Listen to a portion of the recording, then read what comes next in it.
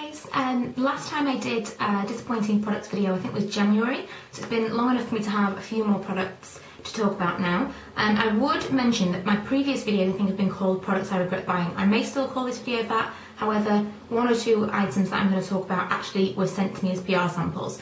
It's one of those things that I agonise about. Do I still give it a bad review? I would never give it a good review, but I kind of always think, well, they sent it to me, should I maybe just not talk about it? But I think if it's something that has been sent to me, if I'd bought it for myself, I'd still tell you about it, so whatever. I only accept things from people that tell me that I can review them as I want, so they know what they're getting into when they send me something. So I'm going to talk about those couple of things first of all and get those out of the way. First of all is this. Now, this isn't actually the product I want to talk about, but the other two things I gave to someone who I thought they might work for. It's the shampoo and conditioner from the Mark Hill range that has this pattern on it. I think it was like the No Frizz range or something, and it was so weird. I wish I had it in front of me, obviously, to talk about, but it's budget range, it's kind of drugstore range, but it's still around £4, I think, to buy, £4 or £5. And it was a shampoo and conditioner that I got. The smell was awful, and it left this really strange residue on my hair. Didn't work for me at all, but I think the problem was that perhaps I'm not quite their demographic for that, not their target audience for that particular product. I think perhaps I should have had coarser hair or perhaps full-on curly hair, because the residue that it left was kind of, it wasn't for my kind of hair. So I don't think that that's necessarily a bad product for everyone. It's just that specific range within the Mark Hill, or that specific product within the Mark Hill range wasn't for me. So I really didn't like that. I wouldn't recommend it. However, if you have got very, very coarse or curly hair, maybe it would work for you. Again, as always, leave me some comments below and let me know if you disagree or agree with anything that I'm saying. And the second thing is this, and this was so tough. Philip Kingsley, I don't know if I've mentioned this, I know I did a blog post and I'll link it below.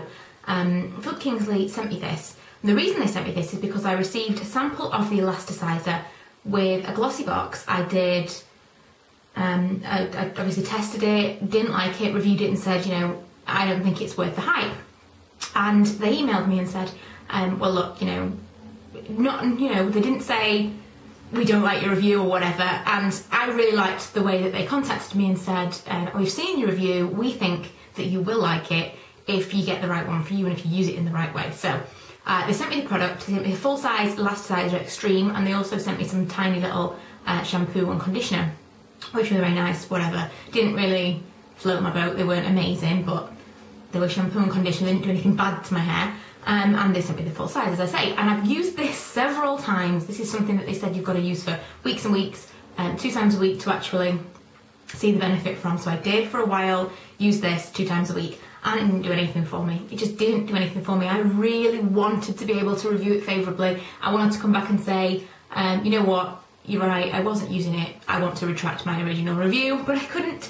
So after a lot of thinking about it, because I did feel a little bit bad about being sent something for free and then reviewing it badly, I tried to tactfully review it, and I will link that below, but I didn't like this. Loads and loads of people say go out and spend like £20, £30 on stuff like this. Didn't work for me. And I had really damaged hair at one stage. You would think that I would be the ideal candidate for that product, but perhaps I wasn't. Anyway, the rest of the products that I bought were my own purchases, so we'll get into those now. Another hair care product while we're on it are these. Now, you know that I'm going through my products at the moment and trying to use everything up. There is no way on this earth I will be using up this shampoo because it was horrendous. Sulfate-free shampoo range from L'Oreal. I think they're all called Eversleek, and there's lots of different versions that you can buy. Again, I've reviewed this on my blog, and if I can remember, I'll link it below. The one that I chose was the Smoothing and Intensely Nourish. Before we even talk about the product, that is bad grammar, it doesn't even make any sense, it drives me insane. Smoothing and Intensely Nourishing. It's mad. It really annoys me. But perhaps again, it's the wrong product for my hair because it says respects hair fibre, controls frizz, no silicone. I'm kind of thinking that this is for very, very coarse or very, very curly hair when it says respects hair fibre. So perhaps again it was the wrong product for me, but it did not leave my hair clean. It left loads of residue. It was like I went through cans and cans of dry shampoo after washing my hair. So I didn't like sulfate-free shampoo, and I don't think I'm going to be trying it anytime soon. Conditioner is just going to be like a normal conditioner, so I'll probably still, well, this is the conditioner. I'll probably still get some use out of this, but this is just going to go in the bin now because I hated it. And just, that's just my opinion of the only sulphate-free shampoo I've tried so far, but I really disliked it because it left my hair not feeling very clean. The rest of the products are all cosmetics. One product that probably will be a shock to some of you is this, and this is the Bronze Universal, or the Soleil de Chanel, or whatever it's called. The Soleil Tan de Chanel it's called now, and it's the cream bronzer that, again, everybody raves about. I got it easily. Everyone seems to not be able to get their hands on it. I got it easily, and at the time I bought another one for a giveaway as well, so they had tons where I was, but it seems to be one of those products that sells out. It's a real cult beauty item, and I just can't love it. I've tried it so many times, and I think it's just a little bit too orange and a little bit too dark. It's supposed to suit everybody, and it's just not for me. I do still use it every now and then, and I really want to love it, but it's just a little bit too orangey for me, I think. I mean, Fleur de Force talks about this as her love-hate product, and says that sometimes it's really orange on her, sometimes it's the absolute perfect colour. So I do tend to use it every now and then just to see if it's working with me, and it just doesn't. And I'm glad that I've got it because it's so pretty, and it's lovely to have in my collection, and I'll never get rid of it, but on the other side, I kind of wish I'd never spent the money on it because it's like 30 plus or 29-ish pounds, I forget. So it's very expensive to not love it. But that's one of my very few high-end makeup products, and I don't like it. Another high-end makeup product, I got this from Biopower a long time ago, months and months and months ago, and it's the YSL Touche Éclat. This is the second one I've had. The first one I had maybe 10 years ago, and I'd forgotten how rubbish it was. It's just not enough concealer for me. For under your eyes, it's basically for your under your eyes and a highlighter, so like around your nose and all that stuff. If you're into that kind of thing, Touche Éclat is not enough for me. I need more coverage under my eyes. I need something a little bit better than this. I don't know if you put correctors underneath it or what, but when you're spending YSL kind of money, I don't expect to have to use anything else to do the job that I'm paying for it to do. So Touche Éclat does not work for me. I never ever use it. And on that kind of same tact, if you do want Touche Éclat, or you've had Touche Éclat and you don't want to spend the money, I think the Collection 2000 Lasting Perfection Concealer is really, really similar. It's got ever so slightly more coverage than the Touche Éclat has, but I'm not a big fan of this either because it's, again, not quite enough coverage for me on a day-to-day basis. If I've had tons and tons of sleep, then maybe it would be, and I do still use it occasionally, but it's not amazing, and I still think I need a full-on cream concealer sometimes, or something a bit thicker. So again, that's going in my naughty box because I don't generally reach for that, and I kind of wish I'd never bought it. And I'm disappointed because so many people say you need it. I'll briefly mention two kind of foundation products. This one very briefly because I made a whole video about this. Hate this, it is rubbish. I will link the thing below, my blog below, because I did swatches and it's just horrendous. It's like this grey liquid that comes out, and you can see that it's grey. And then it goes on your hand and it is orange. So it goes on grey. I will do it really quickly. It goes on grey, and the more you rub it, basically, the darker it becomes on your hand. And this is the fair one. That is full on orange. I hope you can see it, but if you can't, then I will link the blog post or the video or whatever below, so that you can, but just hate that. And that's the L'Oreal BB Cream, the Nude Magique. And the other one that I want to talk about is the Bourjois Bio Detox. I've had this for about a year and a half. I did buy it in the wrong colour, so before we even start, that didn't go very well. But I really, really disliked this. It was really drying, didn't blend very well. I thought I was buying the healthy mix, and I'm still yet to purchase it. I keep thinking I really need to buy the healthy mix. But I'm just really not impressed with this at all. I think I've used this well. You can see I have used this. I've tried to make it work. I've used maybe, kind of looks like half, but it can't be half. I've probably used a third of it. And I've used it and I've used it, and every single time it just doesn't look right. It's streaky and it's just not right at all, and I don't like it. Some eye products that I have, I did kind of whiz through my previous products I regret buying video quickly, and I didn't see any of these things in here, so hopefully I'm not going over things twice. But I've got two kinds of cream shadows to talk about. Two from e.l.f. and two from 17, which are the metallic eyes. I'll talk about the e.l.f. ones first of all. These are from the regular range, so they're only like £1.50. Don't know what you expect for £1.50, but you still expect a usable product. I don't like these at all. I think they're okay when they first go on, but they crease. The worst ever. I just don't like them. And even when they first go on, they're not amazing. they're not the nicest colours in the world, and I don't know, that one's okay, but I'm just not a big fan of the crease. I've not got oily eyelids. I don't generally need primer for normal eyeshadow and stuff, and they just didn't work for me. And I think I used them once or twice and they've gone in my drawer ever since. And that was it. These I absolutely loved when I first got them. I was so excited to get them. I did a video with them, did a tutorial with them, and I'm still, when I look at them in the actual plastic pots, they look amazing. I so wish they were better than they are. This is the silver one, which was called, what? Wild Silver. And this is kind of like, it's a similar texture to the Chanel Ombre, whatever they were called, the kind of moussey cream things, and they are so, so nice, but they are just far too wet. Far too wet, and they don't just crease, they just kind of wear away. The darker ones especially. I mean, they are just really, really beautiful. So if you found a way of making these work, then I would be really interested to hear it, because there's no way I'm getting rid of them. I really, really would love for them to work for me, but they just kind of separate and go funny, and I don't think they're worth the money. They're like $3.99 each or something, I think they were, so it's like £8 I've lost.